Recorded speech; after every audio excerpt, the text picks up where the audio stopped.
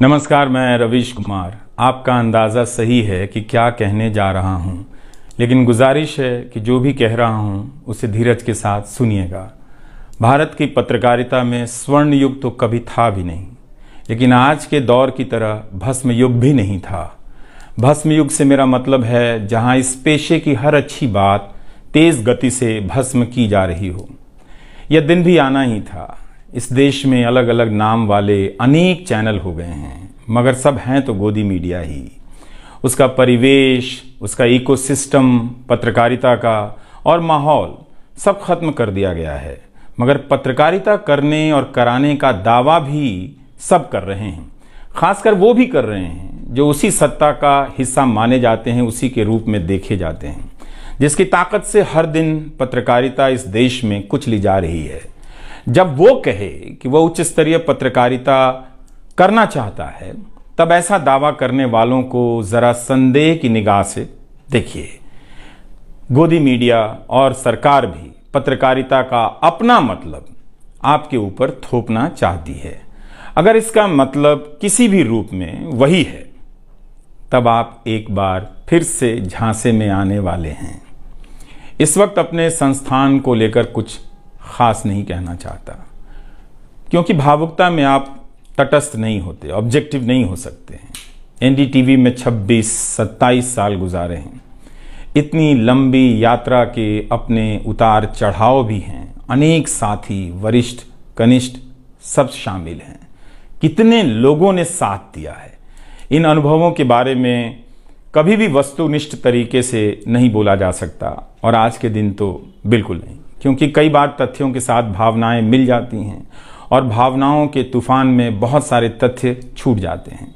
बेहतर है कि इसे संक्षिप्त ही रहने दिया जाए। जो आदरणीय शख्स हैं उन्हें मैं याद कर ही रहा हूँ। काफ़ी सारी शानदार यादें हैं एनडीटीवी में, अब दोस्तों के बीच सुनने सुनाने के काम आएंगी। आज के दिन किसी एक व्यक्ति का नाम लेना मुश्किल हो रहा है, तब जब आपके पेशेवर जीवन में अनेक लोगों का हाथ हो, कैसे एक का नाम ले सकते हैं। मैं जानता हूं कि पूर्व सहयोगी, मौजूदा सहयोगी सब मुझ में अपना हिस्सा देखते हैं, और वो सही भी है। मुझे सभी से कुछ ना कुछ मिला है। मैं सबका ही आभारी हूं।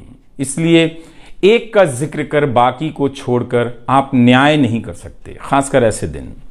वैसे भी इस वक्त तो हर चेहरा ही अच्छा नजर आ रहा है, क्योंकि सबने मेरे अनुभवों को, मेरे जीवन को समृद्ध किया है। बेटी विदा होती है तो वो दूर तक पीछे मुड़कर मायके को देखती रहती है। मैं इसी स्थिति में हूँ। अभी मुड़कर देख लेने दीजिए, फिर कभी विस्तार से एनडीटीवी की बात करूँगा, लोगों के बारे में और एनडीटीवी के बारे में, डॉक्टर रॉय, राधिका रॉय के बारे में भी। मैं कई लोगों की प्रतिक्रियाएं पढ़ रहा था। बहुत सी बातें तो मुझे आज ही पता चली। हैरानी हुई कि हर किसी के पास एनडीटीवी का एक अलग ही किस्सा है। वाकई उन 27 वर्षों के बारे में ठहर कर और संभल कर बात करने की ज़रूरत है। एनडीटीवी ने एक चीज़ सिखाई कि टीवी में और टीवी का एक ही मतलब होता है, टीम। एंकरों के स्टार बनाए जाने के बाद यह धारणा टूट गई, मगर आज भी टीवी के बुनियाद में यही है कि जितनी अच्छी टीम होगी उतना अच्छा काम होगा। अभी इस बात को यहीं रहने देता हूं, कभी किसी और वक्त के लिए, तब जब आप भावुक ना हों, तब जब मैं भावुक ना हूं कि एनडीटीवी छूट रहा है। अगस्त 1996 में एनडीटीवी से औपचारिक रूप से जुड़ा था। अगस्त 1996 में ट्रांसलेटर के रूप में, अनुवादक के रूप में। लेकिन उसके पहले कई महीनों तक मैं यहाँ चिट्ठियाँ छांटता रहा। बोरे में चिट्ठियाँ आती थीं और मेरे पास रख दी जाती थीं। तब दर्शक पोस्ट बॉक्स में चिट्ठियाँ भेजा करते थे। देश भर से दर्शक अपने हाथों से अलग अलग कार्यक्रमों के एंकरों को लिखा करते थे। इन्हें पढ़ते हुए मैंने टीवी के कार्यक्रमों के आसपास दर्शकों को बनता देख रहा था। मेरा काम था उनकी बारीक नज़र से लिखी गई चिट्ठियों पर रिपोर्ट बनाना और एंकरों या कार्यक्रम के प्रोड्यूसर को सौंप देना। दिहाड़ी का काम था, उसी के हिसाब से मजदूरी मिलती थी, पैसे मिलते थे। मेरी जिंदगी में यह काम आज भी जारी है। आज भी आप मुझे सैकड़ों की संख्या में मैसेज लिखते हैं, हाथ से लिखी चिट्ठियां भी आती हैं, बहुत अच्छी लिखावट में। मैं ज़्यादातर मैसेज पढ़ता भी हूँ और सभी के नहीं तो बहुतों के जवाब देने की कोशिश करता हूँ। कई बार तो अपनी निराशा भी आपसे साझा कर देता हूँ। मैं आपके बीच आकर अपने मन का भाव नहीं छिपाता, क्योंकि मैं आपके बीच बताने के लिए आता हूँ। अगर खुद को ही छिपाने लगा तो वो पूरा बताना नहीं होता है। मुझे तो लगता है कि कई हजार दर्शकों के पास मेरे लिखे हुए जवाब होंगे। उंगलियों में दर्द रहने के कारण इन दिनों जवाब देना कम कर दिया है। तो एक तरह से जिन चिट्ठियों से एनडीटीवी में मेरी शुरुआत होती है, उनका आना जाना आज भी जारी है, आज तक जारी था। वो काम आगे भी जारी रहेगा, लेकिन इतने सारे सुझावों, जवाबों, अपेक्षाओं, शिकायतों और डांट के बीच सोना, जागना और जीना मुझे आपके हवाले करता चला गया। मैं खुद के पास तो रहा ही नहीं, आपके बीच गया तो घर ही नहीं लौटा। शायद अब कुछ वक्त मिलेगा खुद के साथ रहने का।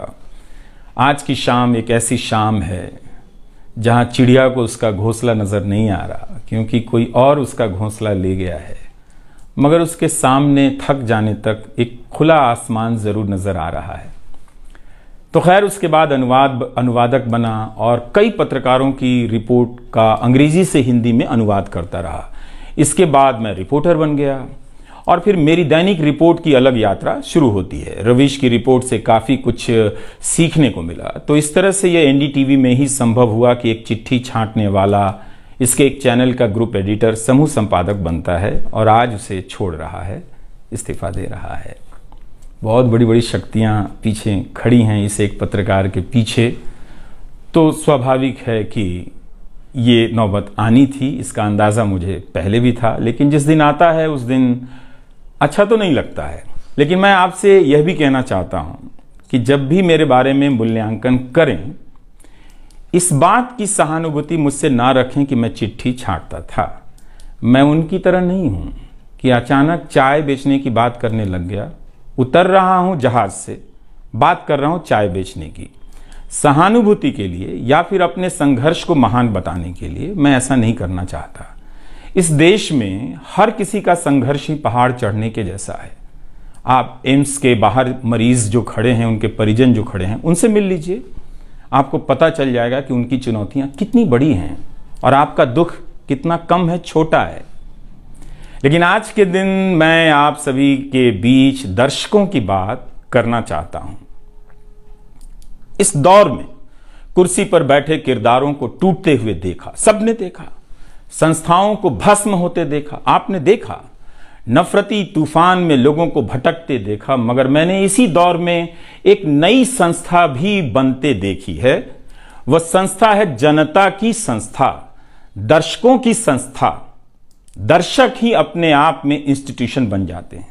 आप दर्शकों की संख्या भले कम है, मगर आप दर्शकों ने मिलकर जर्जर किए जा रहे इस लोकतंत्र में जनता नाम की संस्था का पौधा सूखने से बचा लिया।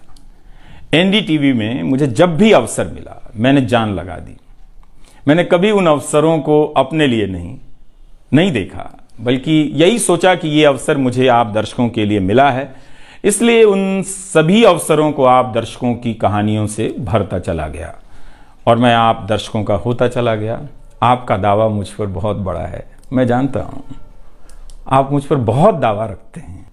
मेरे आसपास आप दर्शकों की वजह से एक न्यूज रूम बन गया था, पब्लिक न्यूज रूम, जो दफ्तर के भीतर नहीं, आपके घरों में था, आपके दिमाग में था। दुनिया भर में फैले कितने दर्शकों ने आगे आकर मेरी मदद की है। आपने कभी मुझसे पैसे भी नहीं मांगे, कभी एहसान तक नहीं जताया। विदेशों में मेरे लिए वीडियो रिकॉर्ड किया, रिसर्च किया। मेरा हर कार्यक्रम किसी न किसी दर्शक के सहयोग का उदाहरण है।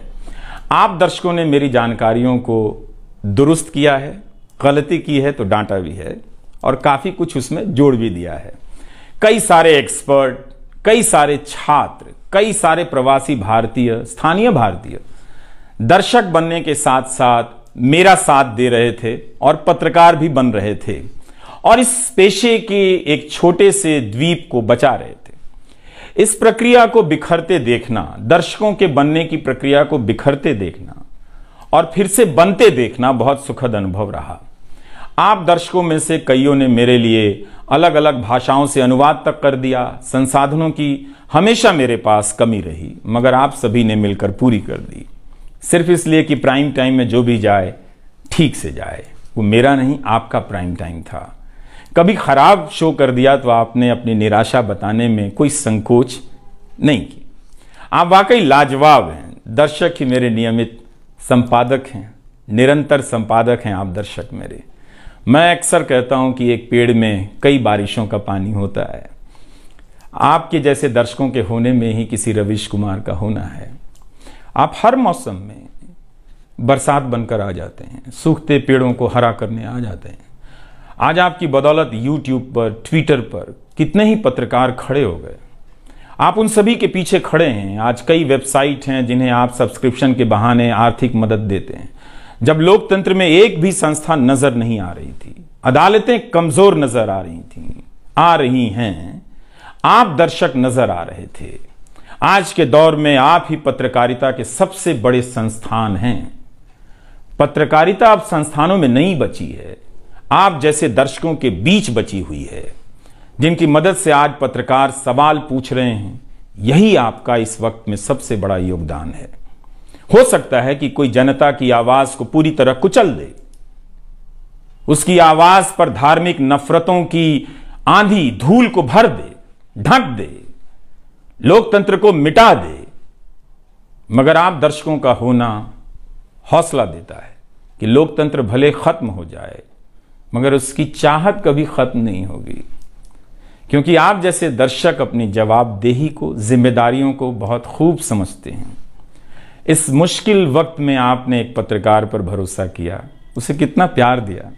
कई बुजुर्ग माओं ने मेरे बाल सहला दिए, गाल छू लिए, तो किसी ने मेरे गमले में गुलाब के फूल लगा दिए, किसी ने चने का सत्तू भेज दिया कि मेरी सेहत ना खराब हो, किसी ने शहद भेज दी, किसी ने धूप में खड़े देखा तो सर पर गमछा तान दिया और छाता खोल दिया, किसी ने जेब में कलम रख दी, महंगी कलम। आज के दिन मैं एनडीटीवी से ज्यादा आप दर्शकों को याद करना चाहता हूं। आपके बिना मैं कुछ नहीं कर पाता। मुझे आप दर्शकों पर नाज है। कई बार लगता है कि मैं संस्था का कम, आप दर्शकों का प्रतिनिधि ज्यादा हूं।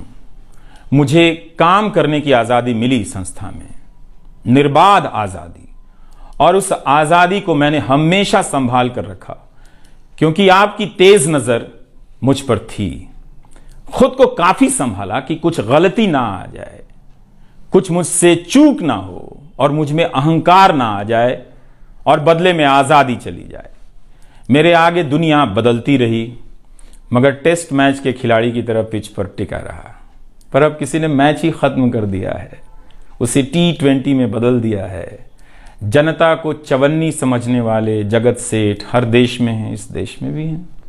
अगर वो दावा करें कि आप तक सही सूचनाएं पहुंचाना चाहते हैं, तो इसका मतलब है कि डॉलर अपनी जेब में रखकर आपकी जेब में चवन्नी डालना चाहते हैं। पत्रकार एक खबर लिख दे तो जगत सेठ मुकदमा कर देते हैं और फिर सत्संग में आकर प्रवचन भी देते हैं कि वे पत्रकारिता का भला चाहते हैं। आप दर्शक इतना तो अपना भला समझते होंगे। इसलिए आज मैं अपने संस्थान से ज्यादा आप दर्शकों को याद करना चाहता हूं। मुझे हमेशा लगता था कि हिंदी का पत्रकार छत क्यों नहीं छुपाता है। ऐसा क्यों है?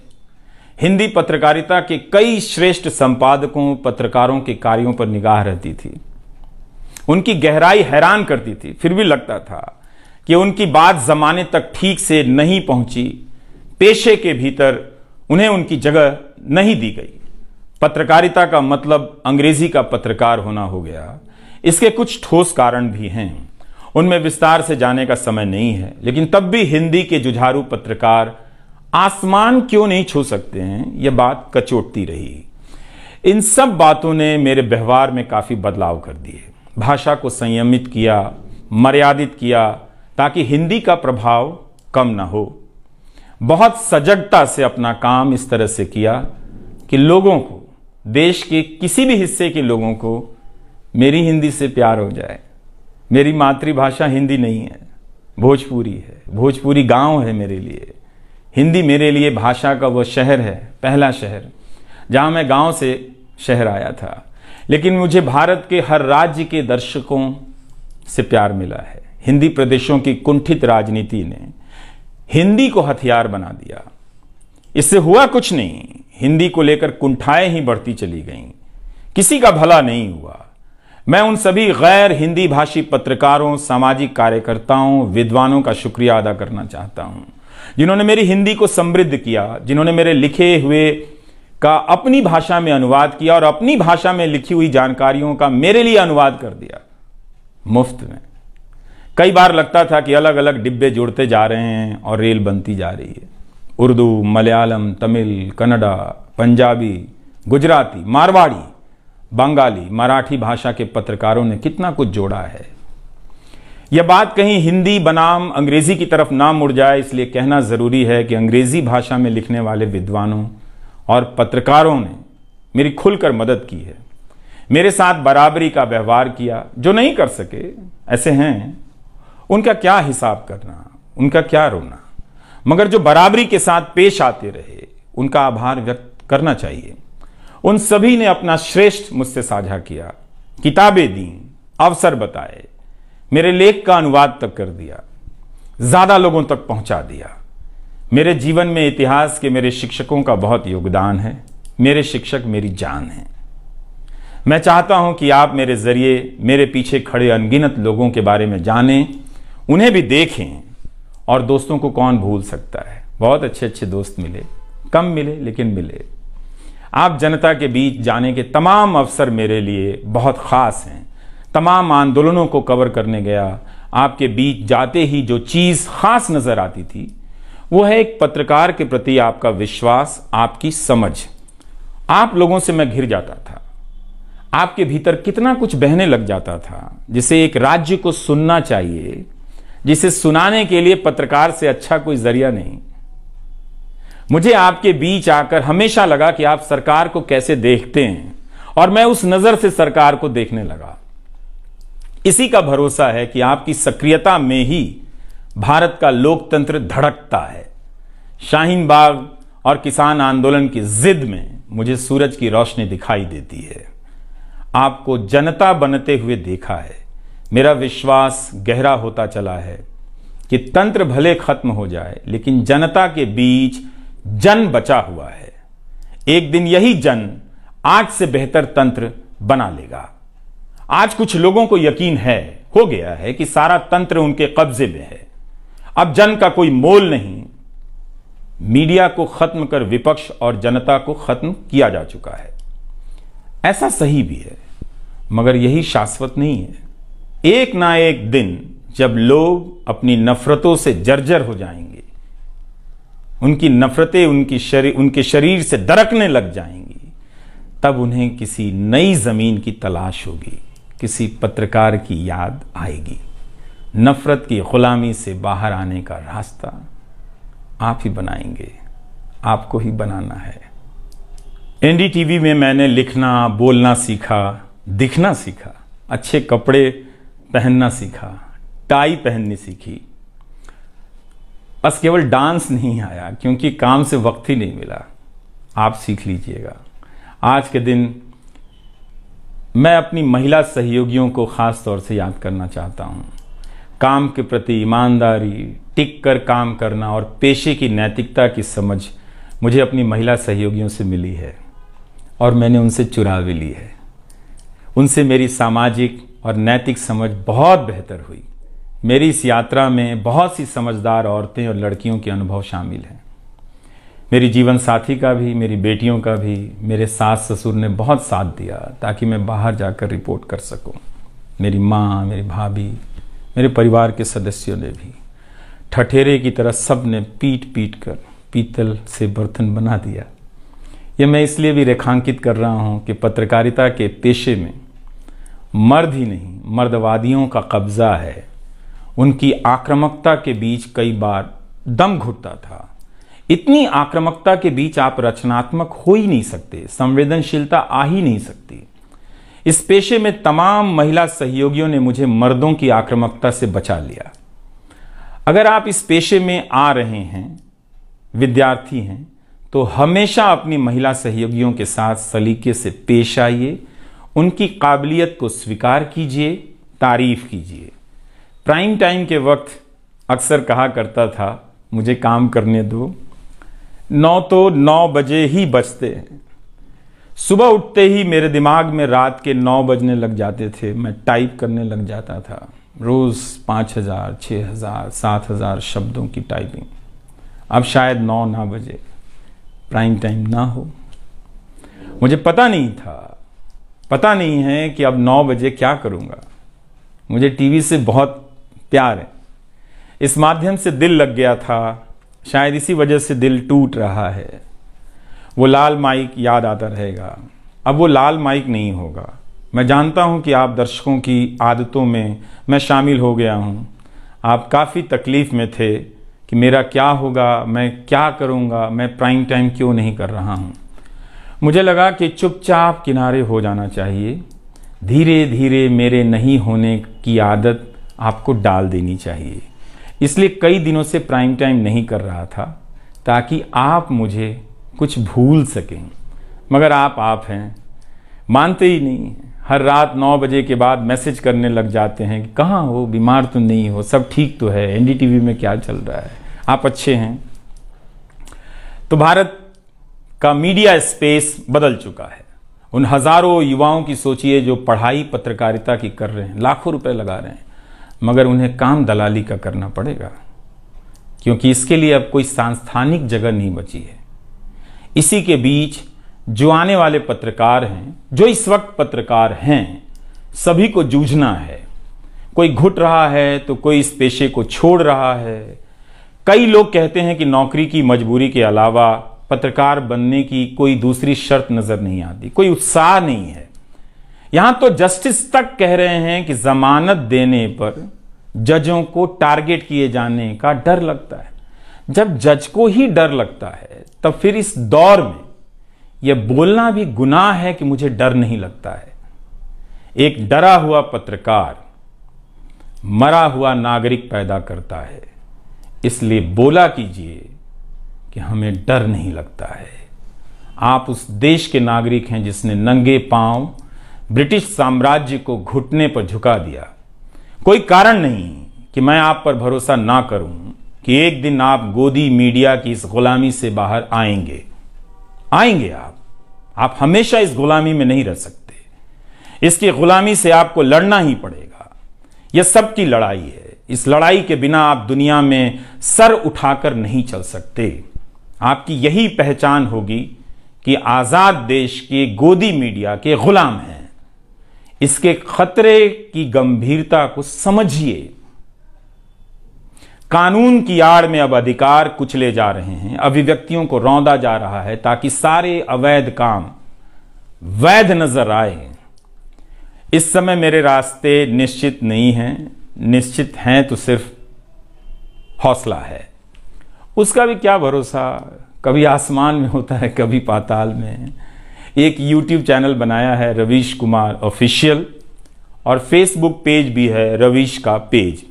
इसे सब्सक्राइब कीजिएगा। अब मैं YouTube पर ही नज़र आऊँगा, एनडीटीवी इंडिया पर नहीं।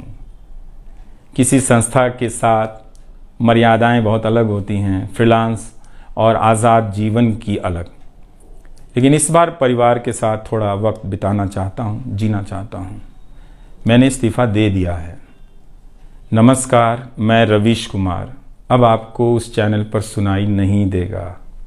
नमस्कार, मैं रवीश कुमार।